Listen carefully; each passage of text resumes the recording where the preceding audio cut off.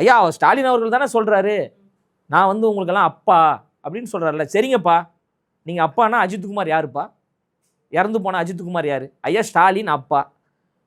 அஜித்குமார் காவலாளி அஜித்குமார் இறந்து போயிட்டார். அவர் யார்? மகன். உங்கள் பையன் செத்துட்டார்ல, என் அப்பாவாக உங்களுக்கு ஏன் எந்த வருத்தமும் இல்லை? ஏன் அந்த துக்க வீட்டு கூட நீங்கள் போல? அப்பாவாக போயிருக்கணும்ல. சரி அப்பா விட்டுருங்க. அவருடைய அண்ணன் என்ன பண்ணிட்டு இருக்கிறாரு?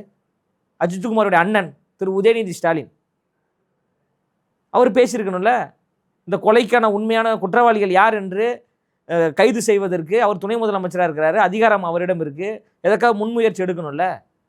எதுவுமே நடக்காத மாதிரி இருக்கிறாங்கல்ல.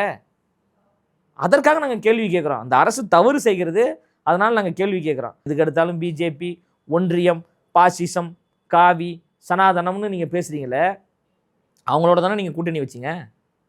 1999 பிஜேபியோடு கூட்டணி வச்ச கட்சி தான் திமுக. 2001 பிஜேபியோடு கூட்டணி வச்ச கட்சி தான் திமுக. பிஜேபி என்கின்ற ஒரு கட்சி தமிழ்நாட்டில் வளருவதற்கு முக்கிய காரணமே திமுக தாங்க.